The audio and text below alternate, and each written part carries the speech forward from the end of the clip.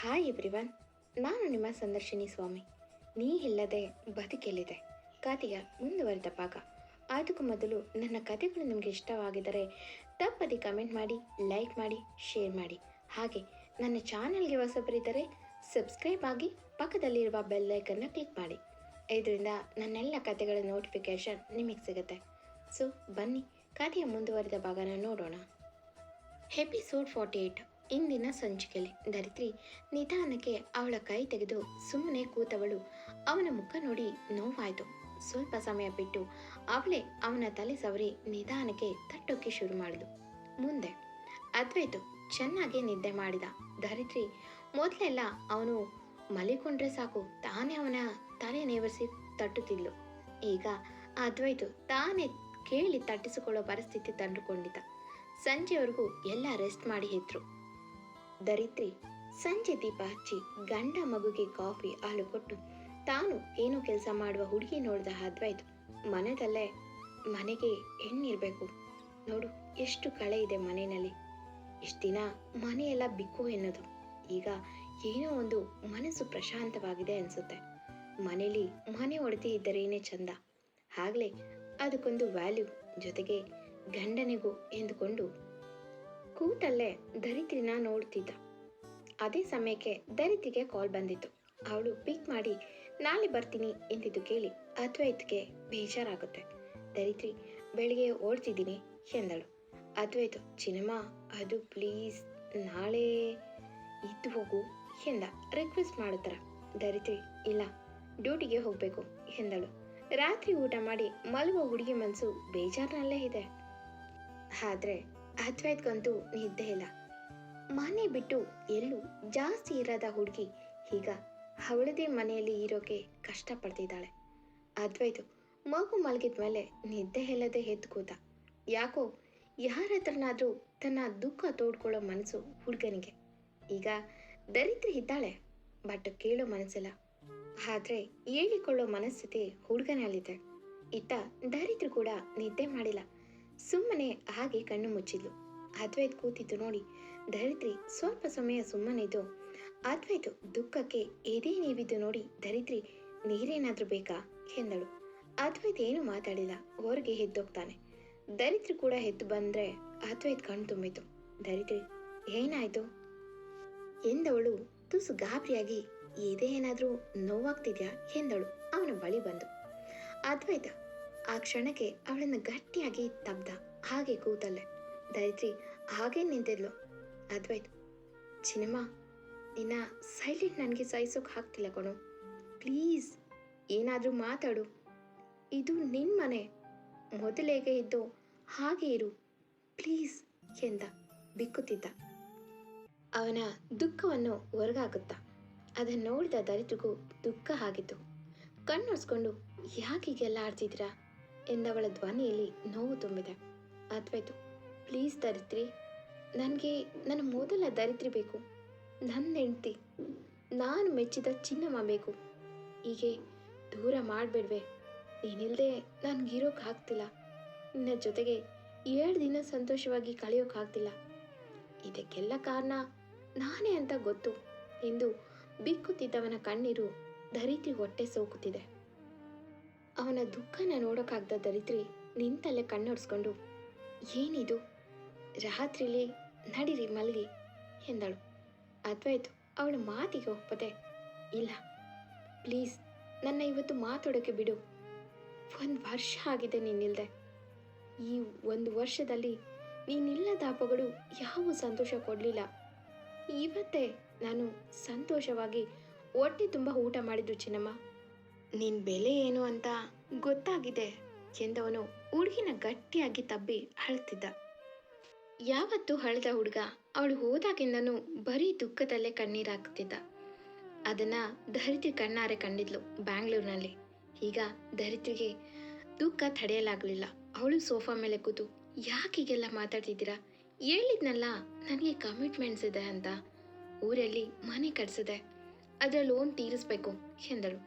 ಅದ್ವೈತ ಅವಳ ಮಗನ ಬೊಕ್ಸಲ್ಲಿ ಹಿಡಿದು ನೀನು ಅದ್ರ ಬಗ್ಗೆ ಯೋಚನೆ ಮಾಡಬೇಡ, ಅದನ್ನು ನಾನು ಕಟ್ತೀನಿ ಎಂದ. ಆದರೆ ಧರಿತ್ರಿ ಮನಸ್ಸೊಪ್ಪದೆ ಬೇಡ ನನ್ನ ಹೊರೆ ನಾನೇ ಹೊರ್ತೀನಿ, ಬೇರೆ ಯಾರಿಗೂ ಕೊಡಲ್ಲ ಎಂದಳು ತುಸು ಗಂಭೀರವಾಗಿ. ಅದ್ವೈತು, ಚಿನ್ನಮ್ಮ, ನಾನು ನಿನಗೆ ಬೇರೆಯವನಾಗಿದ್ದೀನ ಎಂದ ಅವಳನ್ನೇ ದೀನವಾಗಿ ನೋಡುತ್ತಾ. ಧರಿತ್ರಿ, ನಾನು ಕೊಟ್ಟ ದುಡ್ಡು ನೀವು ಕಟ್ಟಿ ಮತ್ತೆ ನಿಮ್ಮ ಹತ್ರ ಅನ್ನಿಸ್ಕೊಳ್ಳೋಕ್ಕೆ ಇಷ್ಟ ಇಲ್ಲ ಎಂದಳು. ಅದ್ವೈತು, ಧರಿತ್ರಿ ಪ್ಲೀಸ್, ತಪ್ಪು ಮಾಡಿದ್ದೀನಿ ಕೊಣೋ, ಹಾಗಂತ ತಪ್ಪು ತಿದ್ಕೊಳ್ಳೋಕ್ಕೆ ಒಂದು ಚಾನ್ಸ್ ಕೊಡೋ, ಅದನ್ನು ತಿದ್ಕೊಳ್ತೀನಿ. ನನಗೂ ನನಗೂ ಎಂದು ತೊದಲುತ್ತಾ ನಿನ್ನ ಜೊತೆ ಮೊದಲಿಗಿಂತನೂ ತುಂಬ ಚೆನ್ನಾಗಿರಬೇಕು ಅಂತ ಆಸೆ ಇದೆ. ಮತ್ತೆ ನಿನ್ನ ಚೆನ್ನಾಗಿ ನೋಡ್ಕೋತೀನಿ.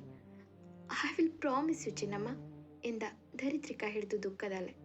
ಧರಿತ್ರಿ ಇನ್ನು ಎಷ್ಟು ಅದ್ವೈ ದುಃಖ ನೋಡ್ತಾಳೆ.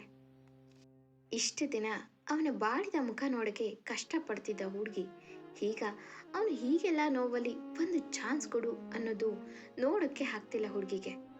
ಅದ್ವೈತು ಪ್ಲೀಸ್ ಕಣೋ, ನಾನು ಯಾವತ್ತೂ ಯಾರ ಹತ್ರನೂ ಇಷ್ಟೊಂದು ನೊಂದ್ಕೊಂಡು ಕೇಳ್ದವನೇ ಅಲ್ಲ, ಹಾಗಂತ ನನಗೇನು ಬೇಜಾರಿಲ್ಲಮ್ಮ. ನನ್ನ ಹೆಂಡತಿ ಕಾಲಿಡಿದ್ರೂ ತಪ್ಪಿಲ್ಲ. ಯಾಕಂದರೆ ನನ್ನ ಹೆಂಡತಿ ನನ್ನ ಕಷ್ಟ ಸುಖದಲ್ಲಿ ಜೊತೆ ಇರುವಾಗ ನನಗೆ ಹೆಂಡತಿಯಾಗಿ ಮಾತ್ರ ಅಲ್ಲ, ತಾಯಿಯಾಗಿ, ಗುರುವಾಗಿ, ಸ್ನೇಹಿತೆಯಾಗಿ ನನ್ನ ಜೀವನಕ್ಕೆ ಬಂದವಳು. ಈಗ ಅವಳ ಮುಂದೆ ತಲೆ ಬಾಗಿದ್ರೆ ತಪ್ಪಿಲ್ಲ ಎಂದ. ಧರಿತ್ರಿಗೆ ಅದೆಲ್ಲ ಕೇಳ್ಕೊಳಕ್ಕಾಗಲಿಲ್ಲ. ಪ್ಲೀಸ್ ಎಂದು ಅದ್ವೈತ್ ಹೆದೆವರೆಗಿ ಯಾಕೀಗೆಲ್ಲ ಮಾತಲ್ಲೇ ಕೊಳ್ತಿದ್ದೀರಾ? ಆಗ್ತಿಲ್ಲ ರೀ, ನೀವೀಗೆಲ್ಲ ದುಃಖ ಪಡೆದು ನೋಡೋಕೆ ಆಗ್ತಿಲ್ಲ ನನ್ನ ಕೈಯಲ್ಲಿ. ನನ್ನ ಮನಸ್ಸಲ್ಲಿ ಬೇಜಾರಿದೆ, ನೋವು ಕೂಡ ಇದೆ.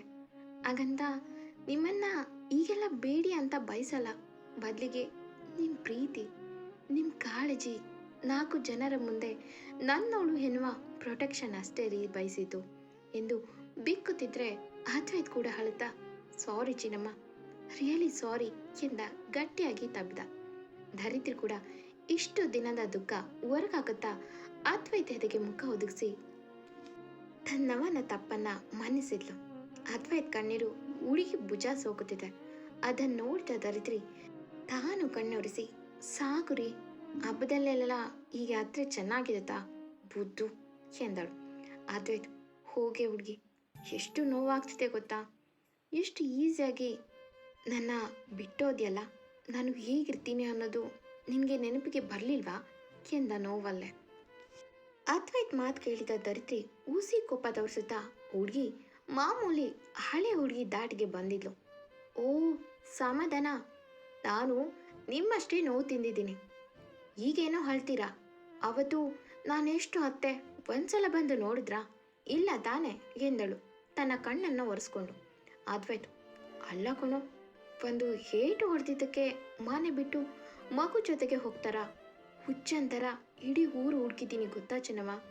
ಅಲ್ಲ ಕಣೋ, ನನಗೆ ಒಂದು ಏಟು ಹೊಡೆಯೋಕ್ಕೂ ಅಧಿಕಾರ ಇಲ್ವಾ ಎಂದ ಅವಳ ಕೆನ್ನೆ ಹಿಡ್ದು.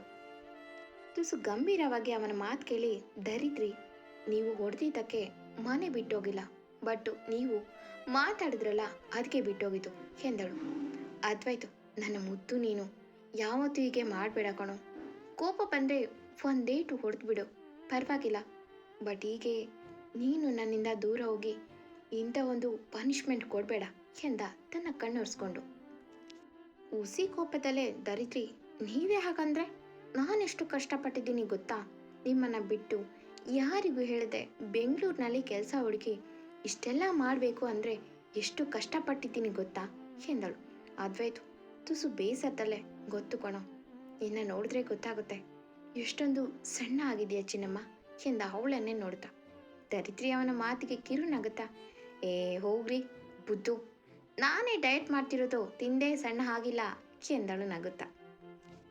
ಅವಳ ಮಾತು ಕೇಳಿದ ಅದ್ವೈತು ಖುಷಿಗೆ ಕಣ್ತುಂಬಿ ಧರಿತ್ರಿನ ಇನ್ನೊಂದ್ಸಲ ಬುದ್ದು ಅನ್ನೋ ಎಂದ. ಧರಿತ್ರಿ ಅದ್ವೈತ್ಗೆನ್ನೆ ಹಿಡಿದು ಬುದ್ದು ಬುದ್ದು ಬುದ್ದು ಎಂದು, ಸಾರಿ ನಿಮಗೆ ಬೇಜಾರು ಮಾಡಿದ್ದಕ್ಕೆ, ಮತ್ತೆ ತುಂಬ ನೋವು ಕೊಟ್ಟಿದ್ದಕ್ಕೆ ಎಂದಳು. ಅದ್ವೈತು, ನೀನನ್ನ ಬಿಟ್ಟು ಹೋಗಲ್ಲ ಅಲ್ವಾ ಚಿನ್ನಮ್ಮ ಎಂದ. ಧರಿತ್ರಿ ನಿಧಾನಕ್ಕೆ ಅವನಿಂದ ದೂರ ಸರಿದು, ಮತ್ತೆ ನಾನು ನಿಮ್ಮ ಮನೆಗೆ ಬರಲ್ಲ, ಮೊದಲಿನ ಥರ ಇರೋದಕ್ಕೆ ಸಾಧ್ಯ ಇಲ್ಲ ನನ್ನ ಕೈಲಿ. ಆಗ ಬರಬೇಕು ಅಂದರೆ ನಾವು ಕೊಟ್ಟಿರೋ ಮನೆಗೆ ಅಷ್ಟೇ, ನಾವು ಕೊಟ್ಟಿರೋ ಮನೆಗೆ ನಾವಷ್ಟೇ, ಬೇರೆ ಯಾರು ನಮ್ಮ ಮನೆಗೆ ಬರೋ ಹಾಗಿಲ್ಲ. ಇದಕ್ಕೆ ಒಪ್ಕೊಂಡ್ರೆ ನಾನು ಬರ್ತೀನಿ, ಇಲ್ಲ ನಾನು ಬ್ಯಾಂಗ್ಳೂರಿನಲ್ಲೇ ಇರ್ತೀನಿ ಎಂದಳು ತುಸು ಗಂಭೀರವಾಗಿ. ಅವಳ ಮಾತು ಕೇಳಿದ ಅದ್ವೈತು ದರಿದ್ರಿನ ಬಾಚಿ ತಬ್ಬಿ, ಇಲ್ಲ ಕಣೋ, ನಿನಗೆ ಹೇಗೆ ಅನಿಸುತ್ತೋ ಹಾಗೆ ಇರು, ನೀನು ಬರಲೇಬೇಕು ಅಂತ ಯಾವತ್ತೂ ಫೋರ್ಸ್ ಮಾಡಲ್ಲ, ಬಟ್ ನೀನು ಮಾತ್ರ ಬರಲ್ಲ ಅಂತ ಹೇಳ್ಬೇಡ ಚಿನ್ನಮ್ಮ, ಸಾಕು ಈ ನೋವು, ಇನ್ನಾದರೂ ನಾವಿಬ್ಬರು ಚೆನ್ನಾಗಿರೋಣ ಪ್ಲೀಸ್ ಎಂದ. ಧರಿತ್ರಿ ಸರಿ, ಬಟ್ ಧರಣಿ ಮದುವೆ ಮುಗಿದ ಮೇಲೆ ನಾನು ಅಲ್ಲಿ ಜಾಬ್ ಬಿಟ್ಟು ಊರಿಗೆ ಶಿಫ್ಟ್ ಆಗೋದು ಎಂದಳು. ಅಂತೂ ನೀವೆಲ್ಲ ಹೇಳ್ದಂತೆ ಅದ್ವೈತ್ ಮತ್ತು ಧರಿತ್ರಿನ ಮನಸ್ತಾಪನ ದೂರ ಮಾಡಿದ್ನಿ, ಓಕೆನಾ? ಎಂದಿನಂತೆ ಸಂಚಿಕೆ ಮುಂದುವರಿಯೋದು. ಈ ಕತೆ ನಿಮಗೆ ಇಷ್ಟವಾಗಿದ್ದರೆ ತಪ್ಪದೆ ಕಮೆಂಟ್ ಮಾಡಿ, ಲೈಕ್ ಮಾಡಿ. Thank you for watching.